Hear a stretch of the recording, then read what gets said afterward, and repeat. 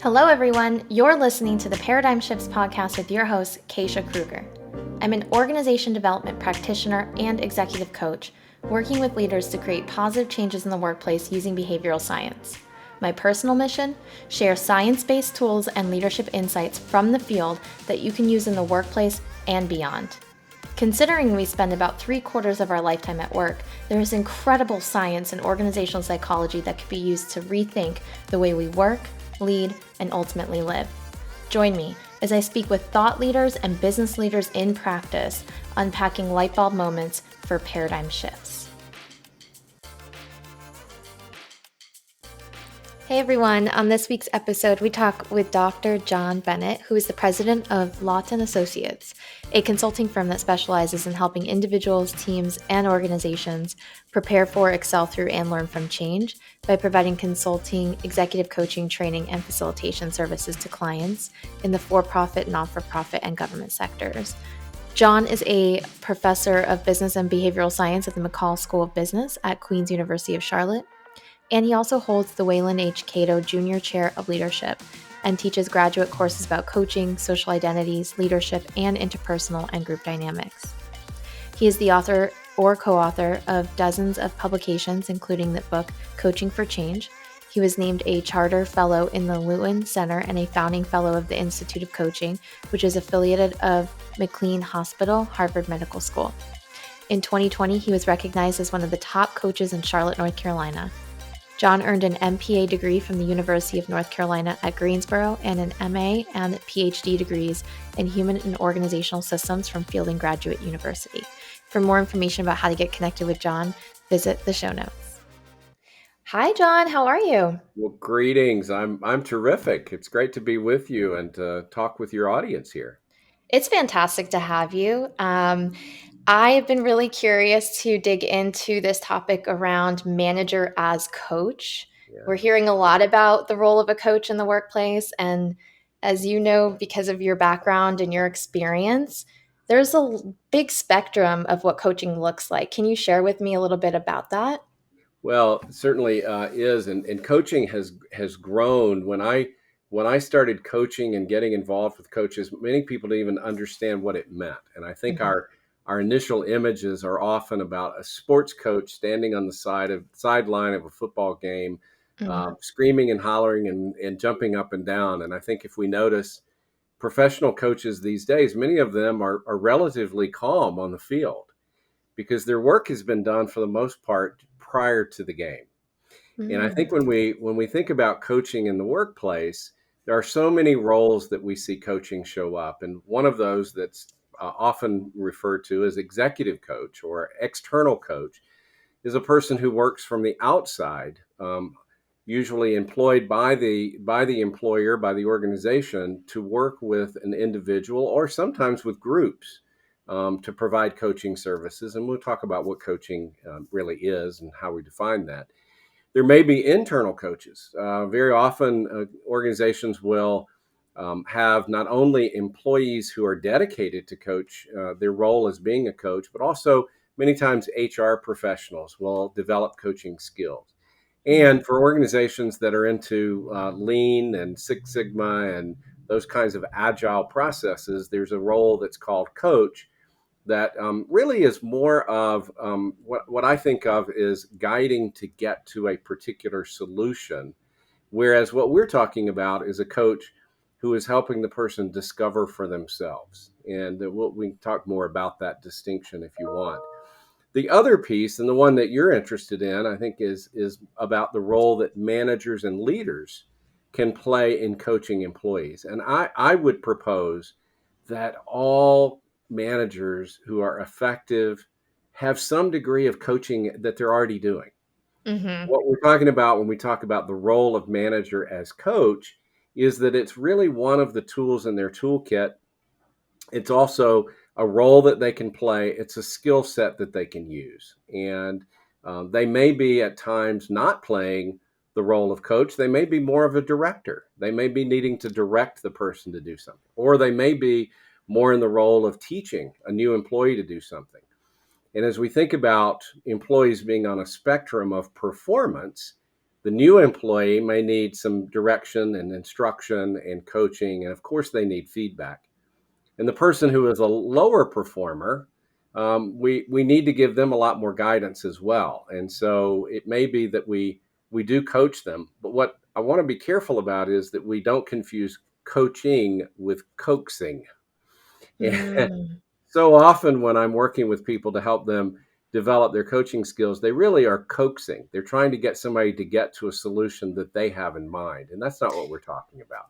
So does that mean I'm putting my agenda in the space instead of letting the other individual dictate the agenda? Is that what that Yeah. means? Okay. It's absolutely so. And what I'd suggest is that managers who are paying attention to their employees are knowing that they've hired good people. That they may need some Mm. guidance, they may need some direction, but they may need just some help in thinking through how to approach a problem or how to approach a challenge, how to approach an opportunity. And then how do we develop that person so that they don't become so dependent on that manager for the answers? Now, the Mm. manager who has the line out their door has probably created dependency. And I use the image sometimes of we've become the crack dealer for the employee. It's not a good image where the employee is so dependent on their manager for the answers that they haven't developed the capacity to solve problems on their own.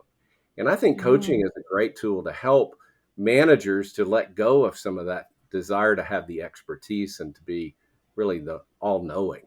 Yeah, So coaching actually helps develop critical thinking capabilities in their employees then, absolutely. Wouldn't it and be problem great if, solving. yeah, strategic Mhm. thinking. There's some research that says that one of the biggest differentiators between an average leader and an exceptional leader is their ability to think and act strategically.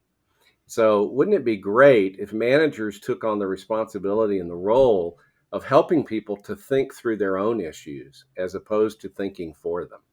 And certainly, Mm. if we have more of a knowledge economy and as opposed to a task economy, that really becomes more important. That people know how to solve their own issues.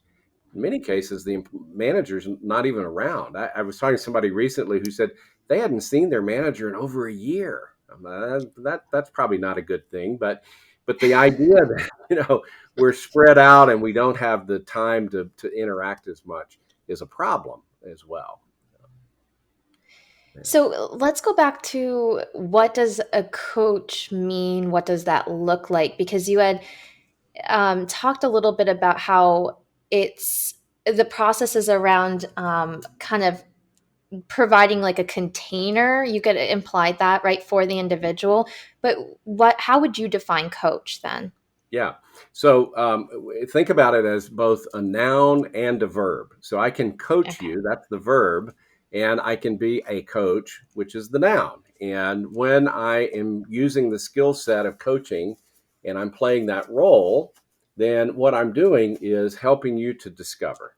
I'm helping you to discover what needs to be worked on. What is the challenge? I tend not to use the wording of what's the problem because then we end up, Mhm. as a good friend of mine says, I was a problem solver until I realized I was running around finding problems. Become you begin to see everything as a problem. Instead, I like to think of managers who are being good coaches are helping people to discover what they need to work on, what they need to work on to Mhm. learn and grow. How do they need to develop their skill set, their capacity to perform well? What a great thing for managers and leaders to do. Another area that coaches and managers can work on is helping someone to improve their performance. So they're reasonably good performer, or maybe even there's some deficiency in their performance. Is how do we help that employee to develop a focus and the attention, and again the capacity to respond to the changes in the workplace and to be able to perform at the level of expectation. And then the Mm. third area is what I would call as transition or transformation. And this is where, as leaders and managers, you're helping people to discern perhaps their next career move, perhaps even helping them to discern what it means to move into a new role. So I've recently gotten promoted, and now how do I need to transition my mindset in order to think like that next level. I was just working with a coaching client who's having that kind of challenge, and part of what we're working on is how do you think like you're the next level up? Because when you're communicating with your manager, your boss, and in this case it was the CEO, how do you think like they are? What are the issues they're thinking about? And Hmm. unless you've really spent some time on that, you don't just naturally think like the next level or the next level up. Hmm. So those are the areas that manager as a coach can support utilizing a coaching approach, Yeah, correct? yeah, So yeah. so what does that look like then? If I am helping an employee with one of those areas like performance improvement, what is that like What does it look like? ground wise, like Yeah, grounding yeah, yeah. it?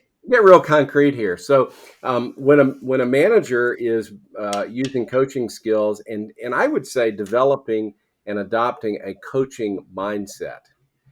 Mm, So and part of that is for the manager to let go of the idea that they have to have the answers. We've gotten this framework so often in organizations where leaders are expected to have answers. I would suggest there's a great quote, one of my favorite quotes by a Nobel Prize winner who said, "You can tell a person is intelligent by their answers, but you can tell they're mm, wise by their questions."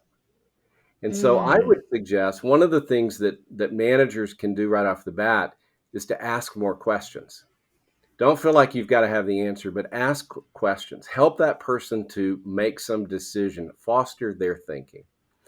Another thing that managers who are coaches can do, and it's so critically important to creating a culture in which coaching is accepted and coaching is appreciated, is that you also deliver feedback on a regular basis. What we know is that feedback rich environments lend themselves to more development where people are getting mm, feedback on a regular basis. And as opposed to what I often hear people say is, when I say, "Would you like some feedback?" or when in their organization, when somebody says, "Would you like some feedback?" the answer is, "No, I don't want to hear any bad news." We immediately think that feedback is bad and there's something wrong, as opposed to developing a growth mindset, as Carol Dweck says, and mm. instead of a performance mindset, where if we don't perform well, we're failures. What I would say is, when we don't perform well, how can we learn? And so, how do we embrace that by giving people feedback that is developmental and is reinforcing? I don't like using the phrase constructive feedback because that implies that some of the feedback is destructive. Mm, yeah, right, May I give you some? right. Yeah, may I give you some constructive feedback? Well, does that mean some destructive feedback is coming next? And that certainly is Mm, not the message. So, learning to give feedback is a key part of this, and another part is learning to listen. And this comes back to giving the pause, giving that silence to let people come up with their own answer. that's And scary. yeah, yeah. Hmm. Because guess what? They might not come up with the answer I want them to come up with. And then, as the leader, you've got to say, well, what happens if they try it and they don't succeed? Well, Hmm. I would say then your job as the leader is to help them process what they learned from it, because that learning, that reflection enables them to be a stronger employee going forward. So we've got listening, we've got feedback, and then the third and then asking powerful questions. And I would add Mm, one more piece to how this looks, and that is I think effective coaches, managers who are coaching, help their employees to reframe issues. See things from a different perspective. Look at it from a different mm, angle, whether that's imagining an issue down the road, 5 years from now, what would that look like? Or, for example, what happens if we take away all the constraints? What would you do? Helping them think mm. about possibilities. And that gets them excited. And I think these kinds of things can lead to some positive results in the workplace. Yeah, go ahead, please. Yeah, so when you're reframing, you can do that in a way that doesn't suggest that you're guiding them to your own agenda, right? That's With right. okay. Yeah. Yeah. Because if I'm guiding you towards my agenda or my solution, then I'm not helping you think. I'm not helping you see things differently. I'm just convincing you that I had the right answer to start with, and you just hadn't given me enough time to answer it for you. Mm. And that's not Well, developing capability for your employees. Yeah. Well, some managers might suggest, well, we want them to come up with this particular solution, or the organization requires us to move in Yeah. this direction. So then, is that a different skill that we're applying? We're not applying coaching in that Yeah. situation. We might provide guidance or directing Well, instead. what you're describing, I would characterize as being empowered. And I think what Mm, you want to do is you want to engage your employees, you want to equip your employees, and you want to employ and empower your employees. And so, as you think about your team members, part of that empowerment also includes boundaries. We're not bound. We don't have unlimited boundaries. Whether it's financial, what's the budget for this, or what's the time constraint, or what's human resources can we put onto the project, or any of those mhm, kinds of things. They're boundaries. If you're responding to customer needs, you've got the boundaries of what the customer wants. Well, the same thing is true internally when we think about what are those boundaries. And that enables people to know what are the guardrails. If I get on mhm, the interstate, at least in the US, if I get on the interstate, I'm required to drive on the right hand side of the road. That's empowerment. I'm empowered to mhm, drive on the right hand side of the road. I'm not empowered to drive on the left side of the road. Um, I'm also empowered to drive within a speed limit, a minimum and a maximum. I'm empowered to change lanes, but I need to turn on my direction signals. I'm empowered mm, to go, in lots of different ways. And all of that is part of the boundaries. And what I find so often is good managers are the ones who set the boundaries with their employees and they're understood so that we don't have mm. misunderstanding about expectations. What do you think holds managers back from not setting boundaries effectively? Probably assuming that people can read their minds and figure it out, or maybe Mhm, not being clear about it themselves, or not realizing the power of giving that expectation up front. There's a framework that says that if we don't have expectations clearly defined, we're probably going to be disappointed. And if we're right. disappointed, right, we're going to be angry. And if we're angry, we're probably going to have some resentment towards that person. And all of that's kind of a downward spiral. And so it's a little bit upfront that can make a whole lot of difference down the road as managers. Yeah. Yeah, at some point we get the opportunity to take the initiative, take accountability, right, for the contributions we're making to the team, to the environment, to the development of our employees. I almost feel like it's an obligation if you're in a Yeah. manager role Yeah. to have contributing, to contribute to your employees' development. Absolutely. And I think that's part of what makes all of this so important is, there's a lot now being said about the lack of employee engagement. Employee engagement's down. We've seen this post pandemic in particular. People are Mhm. dissatisfied in their work environments. I saw something recently that said something like 7 out of 10 employees are struggling to figure this out, that 20% of the workforce, at least 20% of the workforce, is somehow disengaged. They may have Mm, quit, but they haven't left yet. And so all of that is contributing to challenges in the workplace, whether those are relationships in the workplace, whether they're performance in the workplace, whether they're growth and development. All of that creates a drag, if you will, in the system. And so, mm, as leaders and managers, I think part of your responsibility is to help bring out the very best in the people that you have. And you say, well, they aren't capable. Well, that says to me you may have made the wrong hiring decision.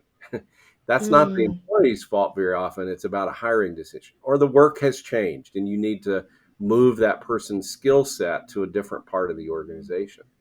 But part of this is about how do we help people be their very best so that they can contribute, they'll be fulfilled, they'll be retained. The cost of retention or lack of attrition in the workforce is incredible. The amount of mm.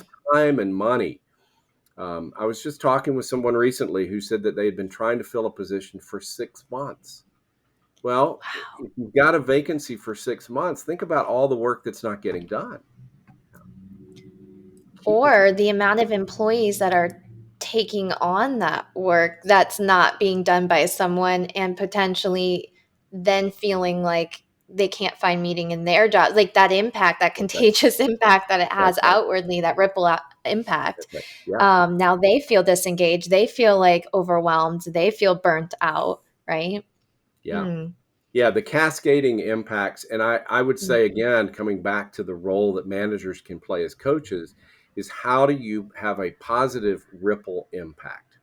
So, how do mm, you turn that into a place where we really move away from that parental role, that kind of controlling role that often we think of managing, which is by nature, by definition, means to control?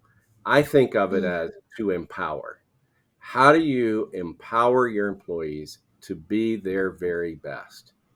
And how do you get out of the way so that they can have the experiences, including the ones that aren't so successful, but you as a manager are helping them process that in a way that teaches they're learning, they're growing from the experiences that we have. Because if we have the same experience over and over again and produce the same result, then that's, classic sign of insanity. And what we want to do in organizations is not be insane, but to be in a growth mode. mm. There's a book, I can't remember. I'm could be royally screwing this up. I think it's called like like it talks about managers as multipliers. Have you ever Yeah. heard of? Yep. Okay. Yeah, so that role It's a that very good managers book. play is, Yeah. yeah, okay. I think that's kind of what similar to what you were talking about is like the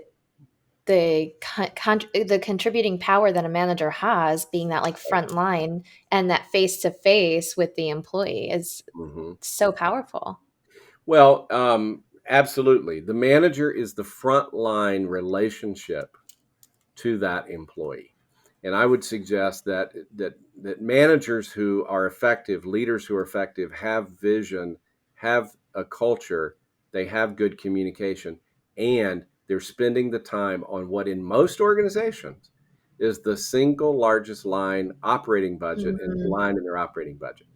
So if you think about whatever that is, and I've asked many people in various industries, and what I get is it's anywhere from 40 to 80% of our operating budget is people. Oof. And even if it's on the low end of 40% of an organization's operating budget, that's a lot of money. So what are you doing to invest in the people who make everything else happen? And I think the manager gets so caught up in doing task that we forget about the people part. And it's only with the people that the tasks get done. Mm. There's a role at a firm that and it's similar across other organizations, a project manager, right? And so Yeah. I've worked with project managers and I've explained to them that despite your title saying that you're a project manager, it's kind of misleading. You're missing half of the formula. The other half of the Mhm. formula is you're a people manager. That's And right. trying to institute that into their belief system as well is really important because to your point, we focus so much on tasks, we focus so much on Mhm. getting things done and those productivity outputs that we forget that people are the ones making things happen at the end of the Yeah. day. So Absolutely. Yeah. Yeah. so what happens if a manager says to you, well, this is just going to take more time. Coaching takes a lot of time. This is going to be a waste of my time, or maybe not even a waste of my time. It's just time consuming. I don't Right. have enough time on my plate.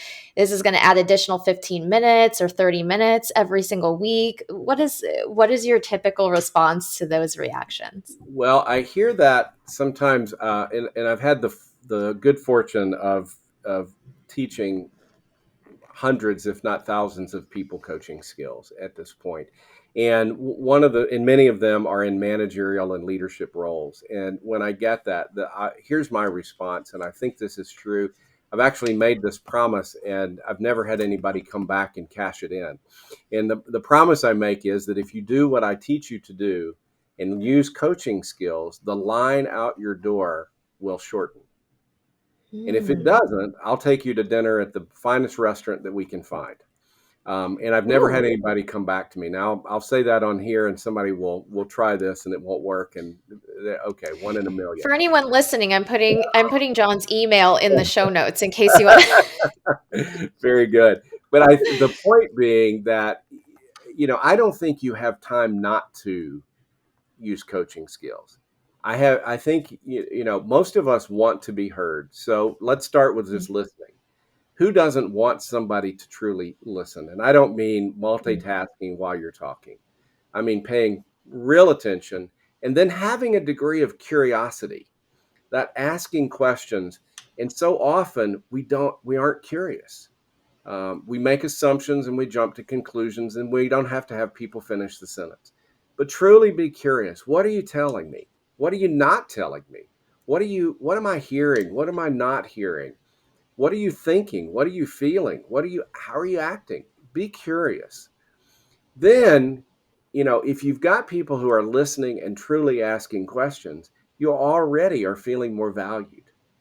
And if you feel more valued, then you're more likely to contribute to what's going on. And you're more Yeah. likely to want to be engaged in what's going on. And you're probably going to feel a stronger connection to that manager in that organization, in that mission or that purpose or the profit line that you're about, in a way that would say, hey, I'm important and I'm valued and somebody cares about me and somebody's trying to help me learn and grow. Mm. Yeah, it feels more proactive than reactive, right? Because that line of thinking suggests that productivity will naturally grow or naturally go up. Performance will naturally improve as a result of or a byproduct of us focusing on the engagement, on developing the employee.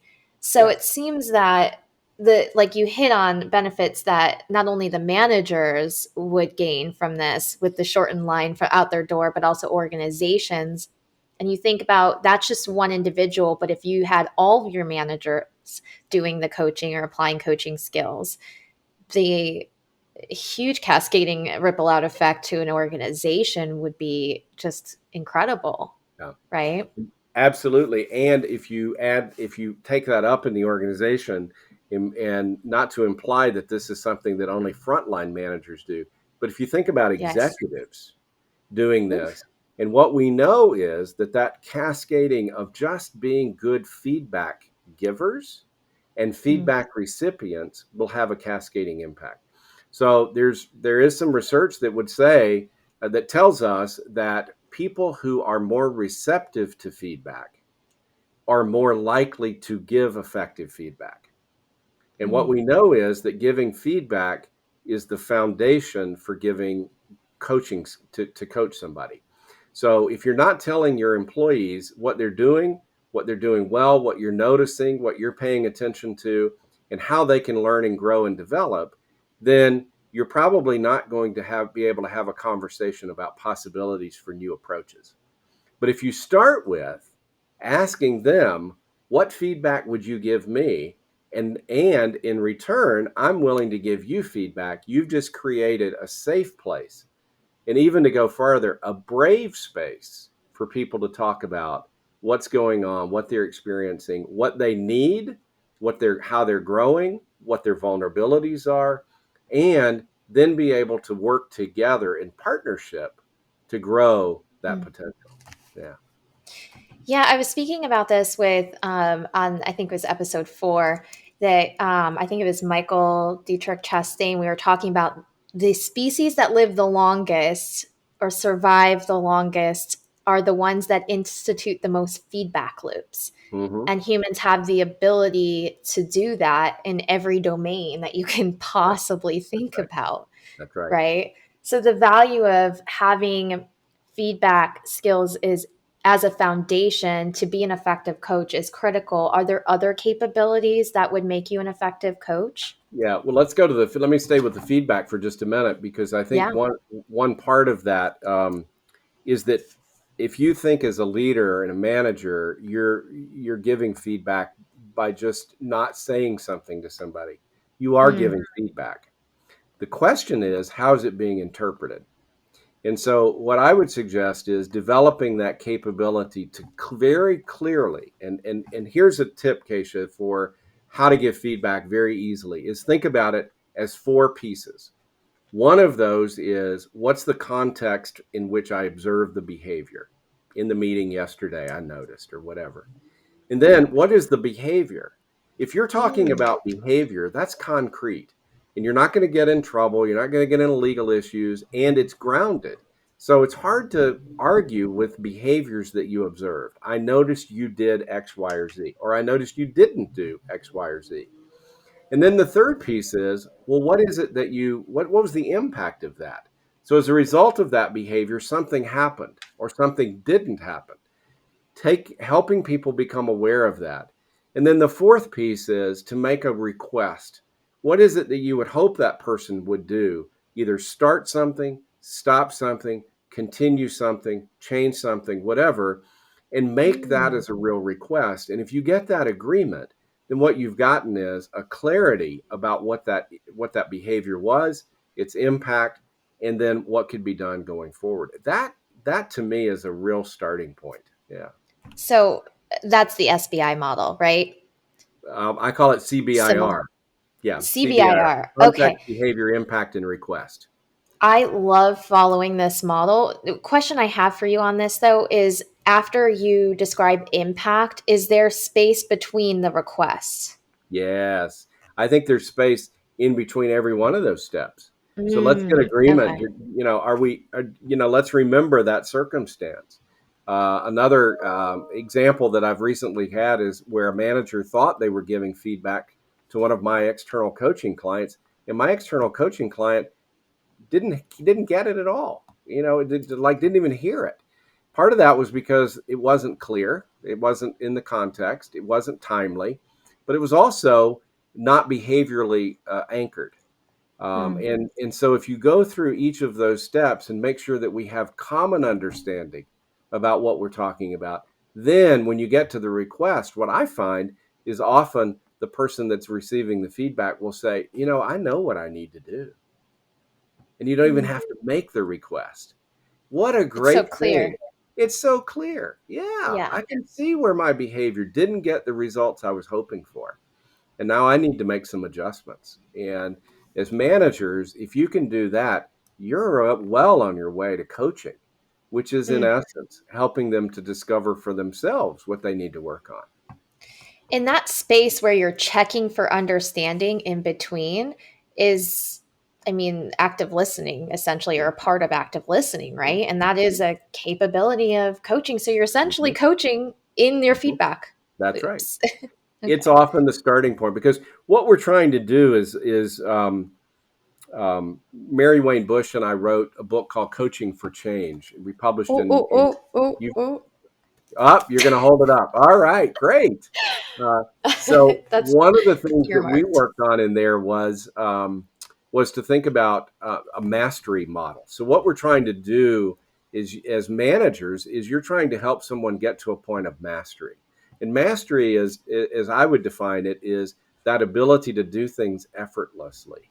But at the same time, our ability to respond when we don't know what to do, where we're able to take some experience and apply it in a different way. We call that Mm, learning agility as learning. well. And that idea of not only making it effortless, but being able to learn from the experiences, being able to improvise, and being able to deconstruct and reflect on our behavior. So, if we want to get our employees to that point, then how do we get there? And it starts with awareness. And so that's the feedback part. Then it doesn't stop with a feedback there, but we also want to get agreement and acceptance of that feedback in order for the individual to adopt a new behavior. And if we know any of us who've tried to change a behavior, you don't do it right the first time. You don't do it consistently. And so you begin to kind of try it, you experiment with it, you begin to adopt that behavior, and you need feedback even in that step. Mm, Then you move to a place where it becomes integrated in how you show up. It's more of that muscle memory that athletes talk about. It becomes the natural way of doing things. And it doesn't mean we'll get it perfect every time, but we're on our right. way. And feedback again becomes so critically important. And then we can get to a developmental stage that we would call mastery. And even at mastery, you're getting feedback. You get it from yourself, perhaps more than you get it from others, but you're able to realize what's going on. And I think that's what we want our employees to do. And managers who are coaching have that growth mindset, that mastery development mindset, that feedback skill, that listening skill, that reframing, and all that's involved in helping to discover. Yeah. It's huge. It's so huge. One of the things I wanted to talk with you real quick about was check for understanding and the importance of that. If you're not assuming a positive intent, then wouldn't that suggest that you're limiting the reaction response that could potentially come from that individual? We've known each other. I've been in your classes before. You've been my Mhm. professor, but you've talked before about ladder of inference and making Mhm. inferences. And I think this is such a critical thing for all managers to understand. Can you talk to me a little bit about that? Well, ladder of inference was developed really by Chris Argyris, and the notion here is that we have experiences and we observe things, we experience things, and we filter it. We all have our Mm, filters. There are biases, there are preferences, they are what we know, our frames of reference.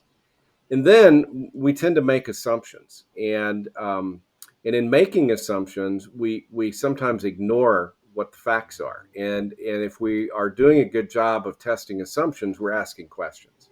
That's the antidote for an assumption. And that's also a break point in this climbing up a ladder of inference, which says that we infer then what the meaning is. We reach a conclusion, and then we take an action. And most of us do that in about a nanosecond, right? So we just right. jump right up. And so part of what we can do in the coaching relationship, managers can do is help people to identify and test assumptions. And Mm, that's a key piece here. And I even say to people, you're going into a meeting or you're meeting somebody for the first time or you're working on a team, start with what are your assumptions? And then you can test those assumptions and you won't jump into making false conclusions and taking action that you regret later. Yeah. oh, what a cool process to add before like a performance review. Like, what Yeah. assumptions am I making about this employee's performance over the last year? And how you can kind of challenge even biases that we might Yep. encounter as Yeah. human beings often will and continue to do because we're human. Yeah. Not only what are my assumptions about their performance, but what are my assumptions about what's driving them? Mm, What are their motivations? And sure. I'll come back to the feedback piece. A good feedback is not only in that CBIR approach, but it's also focused on what's important to the person that's receiving the feedback. So if you want to be a good manager who's coaching, has a coaching approach, I would suggest one of the first things you do is sit down with each of your employees and have an honest conversation about what your motivations are. What is it that Mm, drives them? And by driving them, it may be money, it may be achievement, it might be something to do with their relationships, or it could be just I'm coasting along here, or it may be that I Is want to that learn and grow. Right? is that how you And would ask it? What drives you? Like what what's a good question for that? Yeah, what drives you? What gets you up in the morning? What keeps you Mm, going? What keeps you going when things are not going so easily? What keeps you mm, going when things are going relatively smoothly? And so, with those in mind, then as a manager, you can tailor the feedback to the individual recipient. And we often think there's a formula that says there's one way to give feedback. No, it has to mhm. be tailored to what that employee wants. And then it'll be much more easily accepted and well received if we have that in mind. Yeah. And it might even support not accelerate, yeah, expediting the behavioral change part of it, right? Because like you said, we'll get it not get it right every single time, but if you are tailoring it to what's important, what's driving them, Right. then might be more likely to hear the feedback, to interpret, to receive it, to have it Yeah. resonate with them, and then to make that active choice to do something different. Absolutely. Absolutely. Because then it's about what's important to them, not just about what's important to me. That's into the telling and the coaxing. Go back to that piece. I'm trying to get you to my answer. What's important to me? Well, what's important to Mm, you? That's what gets you up in the morning. Yeah. huge. So, can anyone be a coach as a manager or leader in the organization, the workplace? I think we can teach coaching skills to anyone. Now, the question is how well you perform those isn't, that could be debated. Part of that is what's Hmm. your commitment. But if you come in with an open mindset, if you come in with the idea of why I'm developing others, and that I can give up the notion of having the answers, or that I have to be persuasive. I think that's the other piece, is that being curious is different from being persuasive. And Mm. sometimes I've worked with people who ask great questions, but they do it from the perspective of, I'm going to ask questions and get you to come up with my answer.